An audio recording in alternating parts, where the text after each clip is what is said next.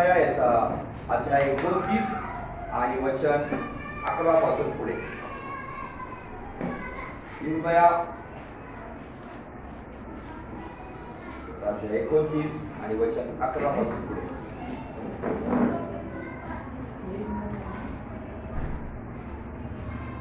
परमेश्वर म्हणतो तुम्हाविषयी माझ्या मनामध्ये जे संकल्प आहेत, माझ्या मनामध्ये आम्ही ज्या देवाची उपासना करतो त्या देवाकडं एक मन आहे.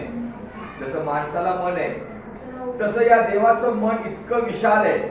तो म्हणतो की तुम्हासाठी माझ्या मनामध्ये जे संकल्प आहेत ते मी जाणतो. हालेलुया. हात उचलून हालेलुया. कदाचित हे वचन आम्ही वारंवार ऐकतो, पण असं वाटतं मी परत रिपीट हा संदेश ऐकतोय का? असं नाहीये. परमेश्वर ज्याच्या त्याच्या गरजेप्रमाणे ते वचन आणतो आणि आणण्यामागचं कारण हे आहे की या नवीन वर्षाचा संदेश आम्ही ऐकलेला आहे. मग आता या वर्षभरामध्ये आमच्यासाठी काय किंवा अशा काय अनुभवातून तुम्ही चालले असाल, समोर वेगळंच काहीतरी घडतंय, मनाच्या विरुद्ध घडतंय, जे आपल्याला पाहिजे ते घडत नाहीये, कुठेतरी दुःखदायक गोष्ट घडत आहे, तर देवाचं वचनच आहे की जे आम्हाला उत्तेजन देतं, सांत्वन करतं, उत्साह देतं. त्याच्यासाठी मी तर प्रत्येक वेळी सांगतो की ज्या लोकांना असं वाटतं की माझ्या जीवनामध्ये कार्य का होत नाही, त्यांनी हे वचन आपल्या घरामध्ये आपल्या हाताने लिहून ठेवावं. रोज उठता बसता बाहेर जाता येता परिस्थिती काय असो, हे वचन रोज क्लिअर करा. कारण इथं कुठला भविष्यवक्ता बोलत नाहीये, इथं कुठला देवाचा सेवक बोलत नाहीये, तर स्वतः परमेश्वर म्हणतो माझ्या मनामध्ये तुम्हाविषयी जे संकल्प आहेत, ज्या योजना आहेत ते मी जाणतो. कदाचित माणसाने तुमच्या विषयी काहीतरी वायदे केले असेल, कुठे म्हटलं असेल मी हे करणार, मी ते करणार, मी तुझ्यासाठी हे आणल, मी ते आणल, तो विसरून जाईल. परंतु हा न विसरणारा, सदैव आठवणी ठेवणारा असा देव आहे. तो म्हणतो जे मी माझ्या मनात तुमच्यासाठी जर जे ठरवले ना ते मी जाणतो. पुढे ते संकल्प हिताचे आहेत. आता इथं काय आलं शब्द ते संकल्प, ते म्हटल्यानंतर अनेक वचन आहे. तो संकल्प म्हटलं ते एकच काहीतरी, पैशाच्या बाबतीत, आरोग्याच्या बाबतीत, कुटुंबाच्या बाबतीत. ते संकल्प म्हणजे मनुष्याच्या जीवनासाठी लागणाऱ्या त्या 5 जागा आहेत: आत्मिक, भौतिक, शारीरिक, मानसिक व कौटुंबिक. या 5 क्षेत्रामध्ये आम्हाला कुठं ना कुठं गरज आहे. आध्यात्मिक क्षेत्रामध्ये आम्हाला देवाची उपस्थिती, अभिषेकाची गरज आहे. मानसिक क्षेत्रामध्ये आमच्या जीवनामध्ये, आमच्या अंतःकरणामध्ये आनंद हवा आहे. शारीरिक क्षेत्रामध्ये आम्हाला शारीरिक आरोग्य हवंय. भौतिक क्षेत्रामध्ये आम्हाला बरकत हवी आहे. कौटुंबिक क्षेत्रामध्ये आम्हाला कुटुंबाचे आशीर्वाद हवे. या 5 क्षेत्राशिवाय दुसरं काय? आणि त्या 5 क्षेत्राविषयी तो म्हणतो ते संकल्प जे त्याच्या मनामध्ये, कदाचित माणसाने तुमच्या विषयी चांगलं किंवा वाईट ठरवलं असेल, चांगलं ठरवून विसरलं असेल, नो प्रॉब्लेम. वाईट ठरवून जर त्यांनी तसं ठरवण्याचा जरी विचार केला असेल, परंतु तुमचा आणि माझा देव शत्रूच्या कुयुक्त्या उद्ध्वस्त करण्याचा आहे. हालेलुया. ते संकल्प मी जाणतो. ते संकल्प हिताचे आहेत. ते संकल्प कसे आहेत मला या 2021 मध्ये हात उंच करून माझ्या येशूच्या मनात, माझ्यासाठी, माझ्या कुटुंबासाठी, नोकरी व्यवसायासाठी हिताचे संकल्प आहेत. आणि ते माझ्या जीवनात लवकरच पूर्ण होणार. आमेन.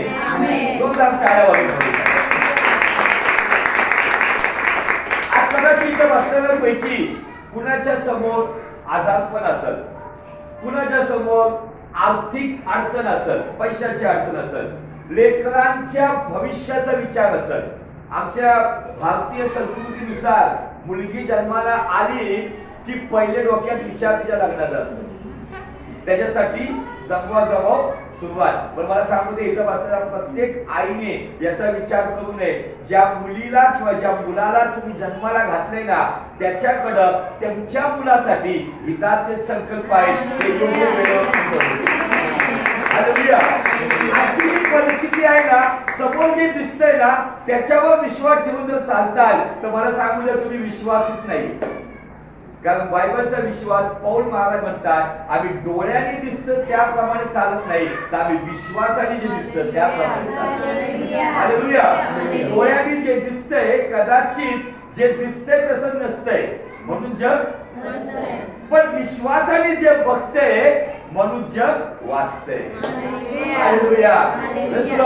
त्याच्यामुळं आज परिस्थिती समोर जी आहे ना, माझ्यासमोर अनेक परिस्थिती आहे, माझ्यासमोर पण अनेक प्रश्न आहेत, पण एक विचाराने भावनात्मक दृष्टिकोनातून मी त्याच्यावर चर्चा करतो. पण जेव्हा मी आत्म्याने आणि विश्वासाने त्याच्याकडे येतो ना, तर मी विश्वास ठेवतो की आकाश आणि पृथ्वीचं निर्माण करता तो मला सहाय्य करण्यास समर्थ आहे. हालेलुया. तर तुमचा आणि माझा देव अद्भुत रीतीने जे अस्तित्वात नाही ते अस्तित्वात आणण्यास समर्थ आहे. अब्रामाचा एक विश्वास आहे. अब्रामाच्या विश्वासाविषयी रोमकरास पत्र याच्या 5व्या अध्यायाचा घरी जाऊन तुम्ही अभ्यास करा, वाचू नका. कारण मी आज शॉर्ट मध्ये मेसेज देणार आहे, कारण आज आपल्याला प्रभू भोजन पण घ्यायचंय. आणि त्या दुसरा पॉइंट हा आहे की मला माझा व्हॉइस बँक सांभाळून ठेवायचा आहे. माझा आवाज ऍक्च्युली परवा कुलवाडी या गावामध्ये सभा होती आणि तिथं बरचसा साऊंड सिस्टीमचा गोंधळ झाला आणि जनरेटरचा आवाज, तर मला लिटरली असं ओरडून ओरडून बोलावं लागलं लोकांपर्यंत आवाज जावा म्हणून. आणि तिथंच माझा आवाज पूर्णपणे रिटायर झाला होता. व देवाच्या कृपेने तुमच्या प्रार्थनेने आवाज पुन्हा आलाय, पण मला पुढे ताडीवाला बोलसाठी पण थोडं बाकी ठेवायचं. तर त्याच्यामुळं आज सकाळी मी ऑनलाईन सभेत बोललो, आता दुसरी सभा आहे, आता तिसरी सभा ताडीवाला बोलल्या, त्याच्यामुळं थोडस शिल्लक ठेवणं गरजेचं आहे. म्हणून आज शॉर्ट मध्ये आपण मेसेज पाहणार आहोत, भोजन घेणार आहोत आणि एक विश्वास आपण ठेवणार आहोत. त्या परिस्थिती काही असो, त्या देवाच्या मनात माझ्यासाठी हिताचे संकल्प आहेत. ते संकल्प रोज क्लेम करा, माझ्यासाठी हिताचे आहेत, अनिष्टाचे नाही. एखादा माणूस तुमचा अनिष्ट निवडत असेल, तुमचा नातेवाईक तुमचा अनिष्ट योजत असेल, तुमच्या समोरचे लोक अनिष्ट योजत असेल, तुमच्या कामातले लोक तुमचा अनिष्ट योजत असेल, पण मनुष्याने किती कुयुक्त्या केल्या त्या फेल होणार आहे. पण माझ्या देवाच्या मनाचे हिताचे संकल्प आहेत, ते निश्चित मला आणि माझ्या कुटुंबाला प्राप्त होणार. हालेलुया. काय म्हणतो, ते संकल्प हिताचे आहेत, अनिष्टाचे नाही.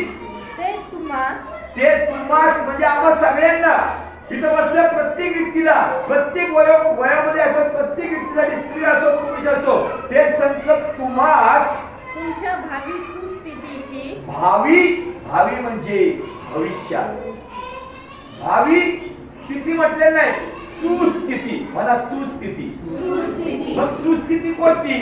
शरीरामध्ये जर आजारपण असेल तर उत्तम आरोग्याची सुस्थिती, डोक्यावर जर कर्ज असेल तर उत्तम बरकतीची सुस्थिती, कुटुंबामध्ये अशांती आणि सर्व प्रकारची वादविवाद असेल, कुटुंबामध्ये शांतीची सुस्थिती, मनामध्ये खळबळ असेल, मनामध्ये कुठेतरी अस्थिरता असेल, मनामध्ये देवाच्या असीम शांतीची सुस्थिती, ही सर्व प्रकारची सुस्थिती भावी सुस्थिती म्हटलेले. भावी म्हणजे येणाऱ्या दिवसात, कदाचित उद्या, कदाचित 2 तासानंतर ज्या ज्या गोष्टीची तुम्हाला गरज आहे, जिथं जिथं तुम्ही स्ट्रगल करतात, जिथं जिथं तुम्ही प्रॉब्लेम मध्ये आहात, जिथं जिथं असं वाटतंय काय होणार नाही, आम्हाला वाटतंय काय होणार नाही, पण परमेश्वर म्हणतो मी तुझ्यासाठी हिताच्या गोष्टी. हालेलुया. Praise Lord. आम्ही खूप विचारामध्ये असतो, कसं होईल उद्याचं. बायबल स्पष्ट सांगतं, उद्याची खात्री मानू नको. ज्या दिवसाचं दुःख त्या दिवसाला पुढे, उद्याची चिंता उद्याला. आम्ही नेहमी एक वचन ऐकत असतो की पाखरांना बघा, ते पेरत नाही, ते कापत नाही, परंतु परमेश्वर त्यांना जर चालतो तर त्या पाखरांपेक्षा आम्ही त्याच्या दृष्टीने अनमोल आहे, आमची गरज का नाही पूर्ण करा. हालेलुया. त्यामुळे चिंताक्रांत व्हायचंच नाहीये, सगळ्या गोष्टी प्रभूच्या हातात सोपवून द्यायच्या. आणि मी विचार करतो, बरेच वेळा आम्हाला वचन ठाऊक पण असतं, पण वचन ठाऊक असताना इथं परत यायचं आपलं इमा 29 कडे. पण थोड्या वेळासाठी आपण इब्रिकांस पत्र याचा 4था अध्याय आणि वचन 2 कडे जाऊया. आम्हाला कदाचित वचन माहिती असतं, वचन आम्ही ऐकलेले असतं, वचन ऐकलेलं असतं, पण आमच्यासाठी लाभदायक का होत नाही त्याचं रिझन, त्याचं कारण आपण समजूया. इब्रिकांस पत्र 4था अध्याय आणि वचन 2. कारण त्यांच्यासारखी आपल्यावरही सुवार्ता सांगण्यात आली आहे. त्यांच्यासारखी म्हणजे असं समजूया, इस्रायल लोकांसाठी सांगितले, असं समजूया आमच्या पहिल्याच्या लोकांना. त्यांनाही आमच्यासारखी काय सांगितलेली आहे? सुवार्ता सांगण्यात आली आहे. सुवार्ता सांगण्यात आली, देवाचं वचन सांगण्यात आलं, प्रवचन सांगण्यात आलं. परंतु ऐकलेले वचन, ऐकलेलं वचन नीट ऐका, बारकाईने ऐका. ऐकलेलं वचन त्यांना लाभदायी झाले नाही. असं एक जनरेशन आहे, अशी एक पिढी आहे की त्यांनी देवाचं वचन ऐकलं, अनेक वचन ऐकलं, युट्यूब वरून ऐकलं, फेसबुक वरून ऐकलं, समोरासमोरून ऐकलं, अनेक मोठमोठ्या सेवकांचं ऐकलं, पण ऐकलेलं वचन प्रॉब्लेम वचनात नाहीये. ऐकलेलं वचन ऐकणाऱ्यांना लाभदायक झालं नाही, कारण त्यांच्या ऐकणाऱ्यांमध्ये विश्वासाबरोबर ऐकणं वचन आणि विश्वास, ऐकणं वचन आणि विश्वास, बरोबर, विश्वासाबरोबर संयोग झाला नाही. काय झाला नाही? संयोग झाला नाही. संयोग म्हणजे दोघांचं मिश्रण झालं नाही. आम्ही मसाला जर मिश्रण केला नाही है ना, फक्त मिरची टाकली कापून, कांदा कापून टाकला, कोथिंबीर कापून टाकली, तेच पदार्थ आहे. मिस्टर म्हणून टाकलं ते कालवणाला टेस्ट देणार आहे का? पण त्याला आता तर मिक्सर मध्ये बटन दाबले वाटे सगळं मिक्स होऊन जातं. टमाटा, कोथिंबीर, कांदा, लसूण जे काय असेल एकदम मिक्स होतं. आणि मग जेव्हा तो गोळा आम्ही त्या कालवणात टाकतो त्यावेळेला तो गोळा त्या कालवणाला प्रत्येक नॉनव्हेजच्या प्रत्येक पार्टला जाऊन चव देतं का? कारण एकत्र मिश्रण होणं गरजेचं आहे. आम्ही ऐकतो खूप, पण ऐकल्यानंतर विश्वासाला तुम्ही ऍक्टिव्हेट केलं पाहिजे. देवाचं वचन आणि तुमचा विश्वास याचा संयोग, याचा संगम ज्यावेळेस होतो ना त्यावेळेला परिणाम येतो. ज्यावेळी दोन हात एकत्र येऊन टाळी वाजते ना, तसंच परिणाम मिळण्यासाठी नुसतं ऐकणंही काफी नाहीये किंवा नुसतं विश्वास ठेवणंही काफी नाहीये. तो ऐकणारं वचन आणि ठेवलेला विश्वास याचं मिलन ज्यावेळेस होतं त्यावेळेला आशीर्वादाचा जन्म होतो. हालेलुया. बायबल सांगतं की ऐकणाऱ्यांना आजपर्यंत लाभ का झाला नाही? कदाचित त्याच्यामध्ये तुम्ही आणि मी असू शकत. आजपर्यंत आम्हाला लाभ का मिळाला नाही? आजपर्यंत आम्हाला आत्मिक लाभ, भौतिक लाभ, शारीरिक लाभ, मानसिक लाभ, कौटुंबिक लाभ, जो लाभ आम्हाला हवा होता तो लाभ आम्हाला मिळाला नाही. त्याचं कारण बहुधा हे असू शकत की आम्ही नुसतं ऐकलं, परंतु ऐकलेलं वचन विश्वासामध्ये त्याचा संगम न झाल्यामुळं आशीर्वादाचा परिणाम आमच्यापासून दूर गेला. बायबल सांगतं इस्रायल लोकांना तो आशीर्वादाचा लाभ का नाही मिळाला? त्याच्या मागचं मूळ कारण आहे ऐकलेलं वचन आणि विश्वास याचा संयोग न झाल्यामुळं हा प्रॉब्लेम झाला. कदाचित त्या कॅटेगरीमध्ये तुम्ही आणि मी आहे का? आज आपण आपल्याला बघूया. कदाचित आम्ही भारी भारी वचन ऐकलं असेल, amen hallelujah praise the Lord म्हटलं असेल आणि आम्ही ठरवलं असेल 2020 मध्ये नाही मला हे मिळाले, पण ते का मिळालं नाही? त्याच्या मागे जबाबदार वचन नाहीये, जबाबदार देव नाहीये, त्याला जबाबदार मी स्वतः आहे. मला माझ्या विश्वासाला तपासलं पाहिजे का मी वचन भारी ऐकलं. देवाचं वचन सजीव, तीक्ष्ण, तलवारीपेक्षा दुधारी तलवारीपेक्षा तीक्ष्ण आहे, सतेज आहे, मज्जा जो आरपार जाणार आहे ते आलं होतं, पण विश्वास त्याच्यामध्ये मिक्स न झाल्यामुळं त्याचा परिणाम मिळाला नाही. भरपूर ऐकतो आम्ही, मी पण भरपूर सेवकांचं ऐकत असतो, पण कधी कधी असं होतं की ते लाभदायक का ठरत नाही. आम्ही फक्त नॉलेज म्हणून घेतो. म्हणून मी जसं मागच्या आठवड्यात सांगितलं, आम्हाला माहिती की बोलावलेले पुष्कळ आहे पण निवडलेले थोडके. तसंच ऐकणारे पुष्कळ आहेत पण स्वीकारून आचरण करणारे कमी आहेत. आज जर मी नुसतं ऐकत आहे वर्ष पण माझ्यामध्ये जर ती आचरणाची कृती नाहीये तर मी फक्त एक प्रकारचं दिखाऊ जीवन जगणारा व्यक्ती ठरतो. आणि मला सांगू द्या, न्याय याही गोष्टीचा होणार आहे की बाबा तुला अशा स्वरूपाचं वचन मी माझ्या सेवक आणि सेविकेच्या द्वारे पाठवलं होतं, पण प्रॉब्लेम माझं वचन तू वाया घालवलं, माझं वचन तुझ्यामुळे कुठे फेल गेलं. आणि त्याचं कारण आहे की मी कुठेतरी त्या वचनाच्या बाबतीत केअर करत नव्हतो. कारण बायबल सांगतं नीतिसूत्र याचा 16वा अध्याय वचन 20 मध्ये जो देवाच्या वचनाकडे लक्ष पुरवितो त्याचं कल्याण होतं. आज माझं कल्याण देवाच्या वचनामध्ये, आणि त्यावेळेस मी त्याला माझ्या विश्वासाच्या द्वारे माझ्या आज्ञांमध्ये त्याला मिक्स करतो. परिस्थिती काय असो पण मी क्लेम करतो, नाही, माझा देव माझ्या जीवनात, माझ्या कुटुंबात, माझ्या लेकरांमध्ये निश्चित काम करणार आहे. जसं मी या पद्धतीने चालतो ना, आज जी परिस्थिती आहे त्याच्यावर विचार करू नका. तुमच्या समोर जो व्यक्ती उभा आहे जो 1998 सालाच्या आधी सर्व प्रकारची नशा करणारा, सर्व प्रकारचा अल्कोहोलिक दारू पिणारा, ड्रग्स घेणारा, सर्व वाईट आणि घाणेरड्या गोष्टीमध्ये असणारा अशा व्यक्तीसाठी जर तुमच्यासाठी संदेश देण्यासाठी हिताचे संकल्प आहेत तर मला सांगू द्या, माझ्यापेक्षा तुमचे लेकर चांगले आणि परमेश्वर माझ्यापेक्षा त्यांचा उपयोग करून घेऊ शकतो. हालेलुया. त्याच्यामुळे आज जे समोर दिसतंय ना, त्या समोर दिसणाऱ्या गोष्टीकडे पाहून तुम्ही भावी सुस्थितीची जी आशा आहे ना, त्या आशेकडे पाहून आज तुम्ही निराश होऊ नका. त्या निराशेतून बाहेर निघा आणि म्हणा की परिस्थिती आज काही असो पण माझा देव जर तो अब्रामासाठी दगडातून संतती बनवू शकतो तर माझी दगडासारखी संतती अब्रामासारखी बनवू शकते. हालेलुया. Praise the Lord. त्यामुळे आज समोर जे दिसतंय ना त्याच्याकडे पाहू नका, देवाचं वचन घ्या, वचनानुसार प्रार्थना करा. तुम्हाला ते कोंबडी ज्यावेळेस खुडूक होते आहे ना, त्यावेळेस तिच्या खाली काय ठेवतात, अंडे ठेवतात आणि ती अंड उभवती. आता तिला दुसऱ्या कोंबडीचे अंड ठेवलं ती अशी ढकलून देते का, माझं अंड नाही म्हणून ढकलून देते का? काय काय लोक बदकाचंही ठेवतात नाही का, उभवते म्हणून. तर मला सांगू द्या, देवाचं वचन कुठूनही येऊ द्या, कुणी तुम्हाला अंड देऊ द्या वचनाचं, तुमचं काम आहे विश्वासाच्या संयोगाने ते अंड उगवायचं.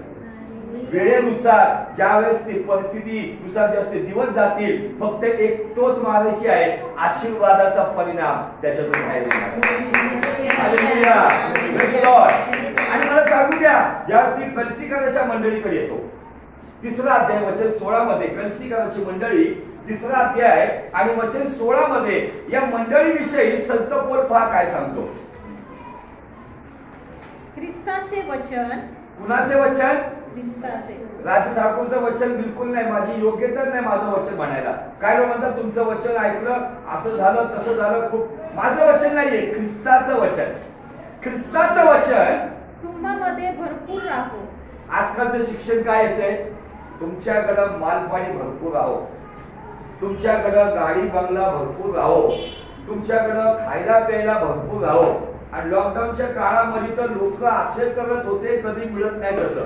दुकान उघडलं की येड्यावानी जायचे, मी पण लग्नासाठी जायचो. उघडलं हे घे ते घे हे घे, का काय उघडलं काय माहिती, भरपूर असो. सगळ्याची परिस्थिती होती, उघडलं नाही लागत तरी ह्याला लागल त्याला लागल भरमसाठ घेऊन. बायबल सांगते इथं ख्रिस्ताचं वचन तुम्हामध्ये भरपूर राहो. का भरपूर राहो माहिती का, ज्या वचन तुमच्यामध्ये विश्वासाच्या संयोगाने भरपूर राहील ना तर तेच वचन तुमच्या जीवनामध्ये आशीर्वाद भरपूर.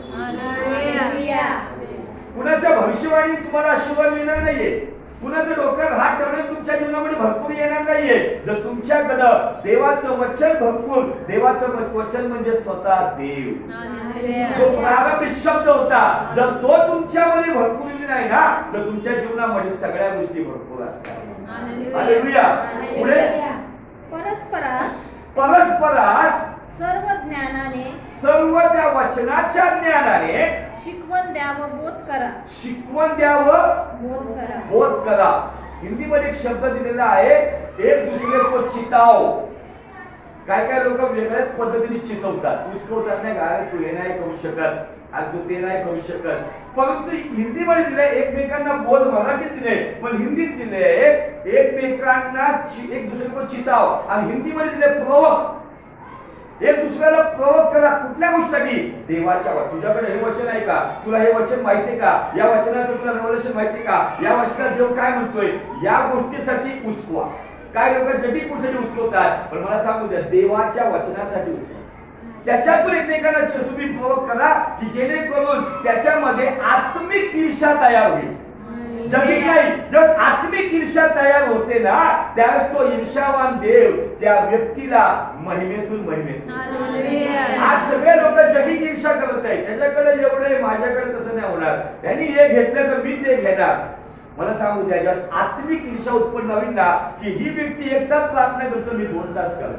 ही व्यक्ती 10 लोकांना सुरुवात सांगते तर मी 100 लोकांना सांगत. ज्या या आत्मिक ईर्ष्येमध्ये येईल ना, त्यावेळेला मला सांगू द्या, तुमच्या जीवनामध्ये ख्रिस्ताचं भरपूर वचन, भरपूर आशीर्वाद. हालेलुया. जाऊया इर्मिया 29 कडे पुन्हा. 11 झालं वाचून 12 वाचूया. काय सांगतो वचन? तेव्हा तुम्ही माझा धावा कराल. तेव्हा. आता तेव्हा म्हटल्यावरती प्रश्न येतो, केव्हा? है ना? तेव्हा म्हटल्यावर कळवा केव्हा. जेव्हा तुम्हाला हे माहिती असलं पाहिजे, रोज आज परिस्थिती काही असो, माझ्या येशूच्या मनात माझ्यासाठी, माझ्या कुटुंबासाठी हिताचे संकल्प आहे.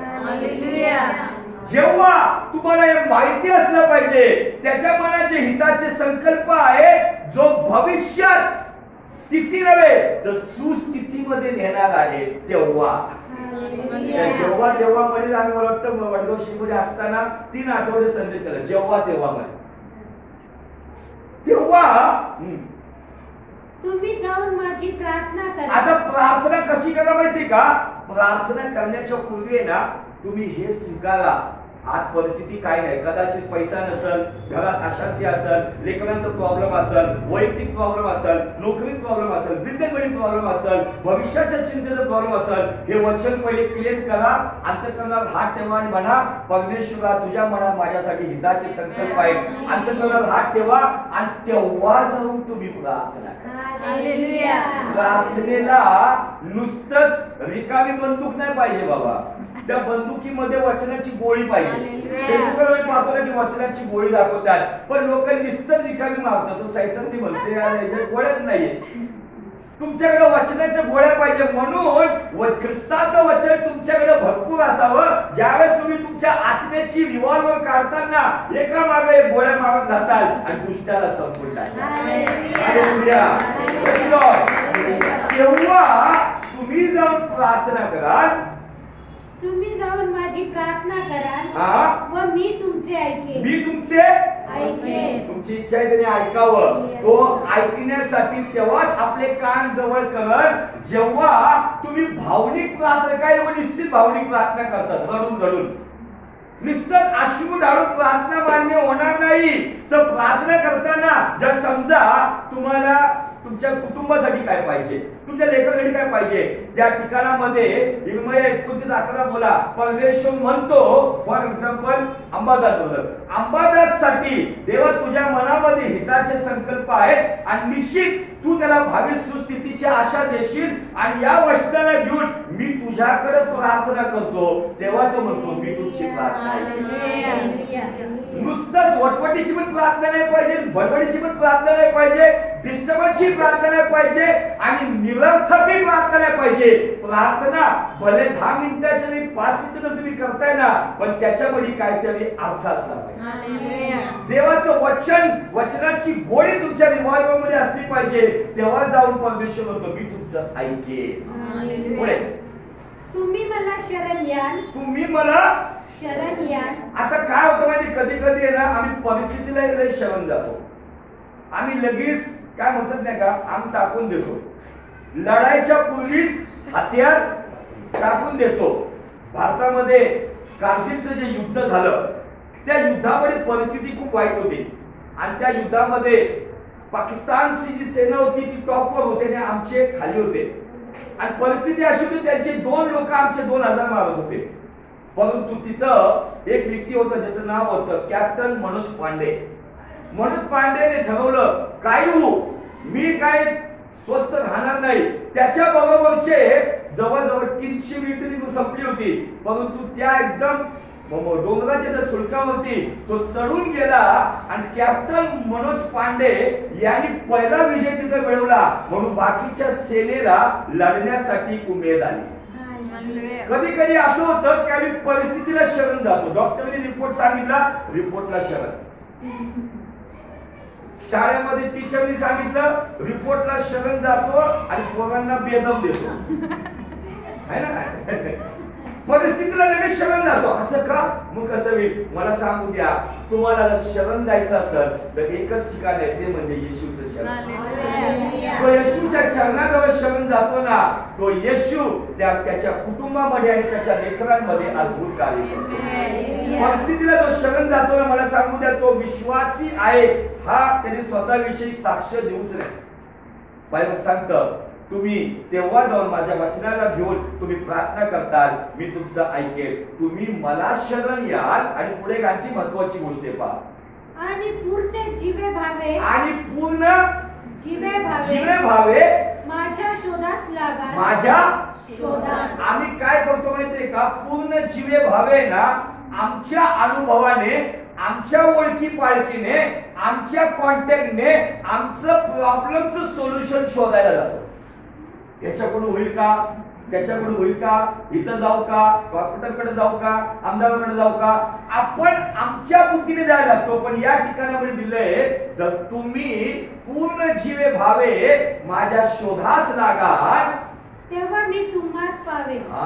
पावेन एकदम आपल्या महाराष्ट्रीयन भाषेत दिले, पावेन. इथं पावतो, तिथं पावतो. तो काय पावत नाही, तो पावशे लोकांचं घेतो. आमचा कसा पावतो त्याचे अटी दिलेले आहेत. जेव्हा त्याचं वचन मी स्वीकारून प्रार्थना करतो, तो माझा ऐकतो. मी परिस्थितीला शरण न जाता मी जर येशूला शरण जातो, आणि त्यानंतर मी जीवे भावे वचनातून, प्रार्थनेतून, आराधनेतून, त्याच्या संगतीमध्ये त्याचा जीवे भावे शोध घेतो ना, माझ्या घरात तो मला पावतो. मला ट्रॅफिक मध्ये देखील तो पावेल, मला रस्त्यात देखील तो पावेल. जेव्हा तुम्ही आणि मी जीवे भावे त्या देवाचा शोध करून त्याला शरण येऊ. त्याचं नाव येशू. आज कदाचित कन्फ्युजन मध्ये आहात का, गोंधळलेले आहेत का, परिस्थिती एकदम अशी हाताबाहेर गेल्यासारखे वाटतं ना, त्या परिस्थितीला नका बघू. मी माझ्या स्वतःला आज सकाळपासून वचन लागू करते, प्रभू जी परिस्थिती आहे माझ्या समोर ना, मी त्या परिस्थितीला माझ्यावर हावी होऊ देणार नाहीये. मी त्या परिस्थितीला नाही तर मी तुला शरण येणार. माझा आवाज निघण्याच्या कुठल्याही शब्द म्हणजे कुठल्या प्रकारचा चान्स नव्हता, पण मी म्हटलं प्रभू या शरीरामध्ये जी परिस्थिती त्याला शरण जाणार नाही, मी तुला शरण. मला असं वाटत होतं की मी थोडा वेळ रेस्ट करावं, पण एका फॅमिलीमध्ये इतकं सिरियस प्रॉब्लेम होता. आम्ही ऑनलाईन चर्च संपवलं 12:30-1 ला. थेट गाडीला मी स्टार्टर मारून पिंपळे गुरवला गेलो. तिथं काउन्सिलिंग करून, प्रेयर करून मलाच अजब वाटते की मी पिंपळे गुरव ते वडगाव शिरी बरोबर 25 मिनिटात आलो. 4 वाजता मी पिंपळे गुरव निघलो, 4:25 ला मी घरामध्ये होतो. मी जर त्याचा जीवे भावे शोध करतो, मी त्याला शरण येतो ना, तर माझ्या सगळ्या गोष्टीवरती त्याचं नियंत्रण येतं. आणि जर त्याचं नियंत्रण येतं तर दुष्ट आम्हाला, आमच्या कुटुंबाला, आमच्या जीवनाला स्पर्श करू शकत नाही. हालेलुया. तिथून आलो गडबडीमध्येच कपडे बदलता सगळं चहा पाणी फ्रेश होणं सगळं तसंच केलं. आता इथून पण गडबडीत ताडीवाला होणं जायचं. हे का होतं? कारण त्याची कृपा आहे. आम्ही जर त्याला शरण जातो, आम्ही कन्फ्यूज राहत नाही, आम्ही त्याला शरण जातो. आणि मला सांगू दे, त्याची इच्छा आहे की त्याच्या लेकरांनी परिस्थितीला नव्हे तर परिस्थिती बदलणाऱ्याला शरण द्यावं. आम्ही कधी कधी परिस्थितीला खूप एकदम असं, जेवढं तुम्ही परिस्थितीवर विचार करता ना, तेवढं तुमच्यामध्ये निराशा वाढत जाते. पण जेवढं तुम्ही त्याला शरण जाता ना, तेवढी तुमच्यामध्ये आशा वाढत जाते. बायबल सांगतं, आशेचा देव दुष्टाला तुमच्या पायाखाली ठेवतो. आणि आज त्याची इच्छा ही आहे की तुम्ही आणि मी या नवीन वर्षाचा हा सेकंड संडे आहे, पहिल्या रविवारी देवाने आमच्यासाठी सांगितलेलं आहे की मी तुमच्यासाठी अरण्यात सडक, मरुभूमीमध्ये नद्या, तुमच्यासाठी मी वाहणार आहे, पण ते वचन ऐकलंय, पण ते लाभदायक कधी ठरेल जेव्हा मी विश्वासाने त्याचा संयोग करेल. माझ्यासाठी हिताचे संकल्प आजच्या दिवसापासून सुरू होतील. हालेलुया. त्यामुळे निराश होऊ नका. आशा पावलेल्या लोकांनो, तुम्ही जेव्हा त्याच्याकडे येता, जकरिया 9:12 सांगतं, आशेच्या देवाकडे येणाऱ्या लोकांनो, तुमच्यासाठी तो तुम्हाला दुप्पट प्रतिफळ देईल. ते दुप्पट प्रतिफळ जे कदाचित 2020 मध्ये तुम्ही गमावलं असाल, त्याची भरपाई योएल 2:25 प्रमाणे या वर्षामध्ये तो निश्चित देणार आहे. फक्त त्याची इच्छा काय माहिती का? तुम्ही आणि मी, त्याच्या मनामध्ये हिताचे संकल्प आहेत ना, तर त्याची इच्छा आहे की माझ्या मुला, माझ्या मुली, जसा मी आहे तसे तुम्ही व्हा. त्या पवित्रतेने त्याच्या मागे चाला, त्याच्या संगतीमध्ये, त्याच्या सानिध्यामध्ये वेळ घालवा. त्याचा जीवे भावे शोध घेणं म्हणजे काय? सगळं बंद करून, मोबाईल सगळ्या जगाची कॉन्टॅक्ट बंद करून एक असा वेळ निवडायचा की त्याच्यामध्ये जीवे भावे केवळ येशू आणि तुम्ही, बाकी कोणी नाही. त्याच्यामध्ये आईबापही येणार नाही मध्ये. आईबापाला सांगायचं, डोंट डिस्टर्ब मी. ही वेळ माझ्या परमेश्वराची माझे, त्याच्यामध्ये मी आणि तो एकदम लीन होऊन जाणार. जर तुम्ही त्या पद्धतीने त्याला कनेक्ट होताना, मला सांगू द्या, तुम्ही स्वर्गाच्या राज्यामध्ये अद्भुत कार्य करणारे लोक. आमची प्रार्थना ही दिखावी पण नसावी, आमचे आत्मिक जीवन दिखाव पण नसावं. जे तुम्हाला रडायचंय ना, मी सांगतो तुम्हाला, देवाच्या सानिध्यात एकटं जेवढं रडायचं तेवढं रडा. कारण त्याचा अभिवचन आहे, तुझी आसवे मी माझ्या बुद्धीत सांभाळून ठेवले, तुझी भटकणारी पावले मी मोजून ठेवलेली आहे, आणि त्या वेळेनुसार मी तुझ्या जीवनामध्ये तुला आशीर्वाद देतो. आज फक्त मी या वचनाचा पाया घातलाय. इथून पुढे आपण काही कॅरेक्टर पाहणार आहोत येणाऱ्या रविवारपासून. हा पाया समजून घ्या, आणि मी सांगतो तुमच्या बेडरूम मध्ये लिहून ठेवा हे वचन, आणि सकाळी संध्याकाळी उठल्यानंतर झोपेला जाताना वचन वाचून म्हणा. तिथे जिथे परमेश्वर म्हणतो त्याच्या मनाच्या जागी म्हणाव, माझ्यासाठी त्याच्या मनात.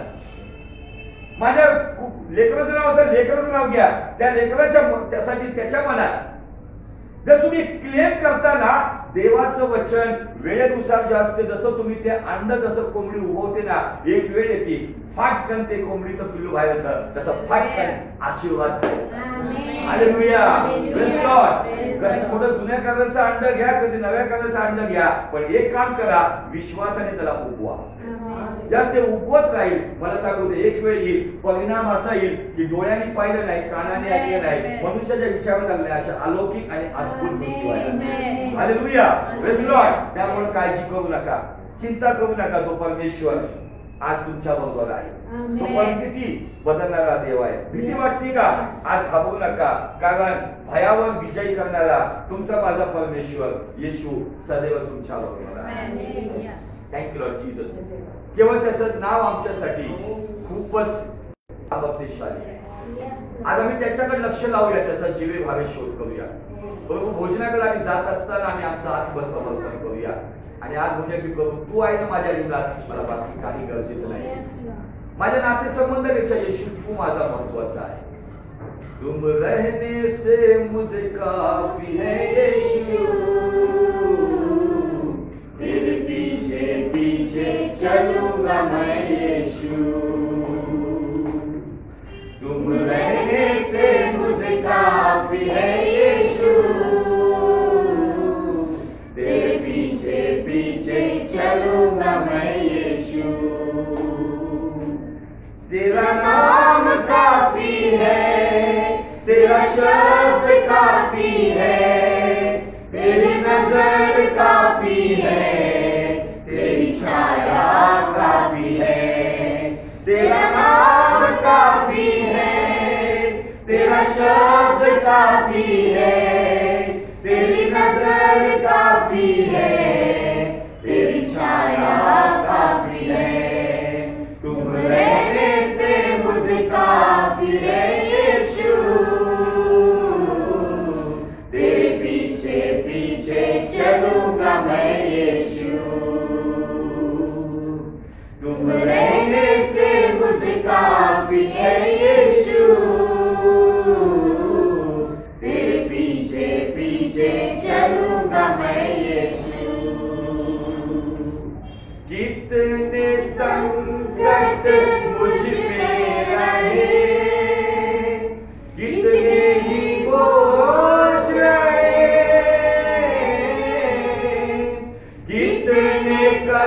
कष्टों में डूब गया, हार मैं ना मानूंगा। कितने संकट मुझ में रहे, कितने ही बोझ, कितने कष्टों में डूब गया, हार मैं ना मानूंगा। तेरा नाम काफी है, तेरा शब्द काफी है, तेरी नजर काफी है, तेरी छाया काफी है। तेरा नाम काफी है, तेरा शब्द काफी है, तेरी नजर काफी है, तेरी छाया काफी है। तुम रहने से मुझे काफी है यीशु, तेरे पीछे पीछे चलूंगा मैं यीशु। तुम रहने से मुझे काफी है यीशु, तेरे पीछे पीछे चलूंगा मैं यीशु। तेरे पीछे पीछे चलूंगा मैं यीशु, तेरे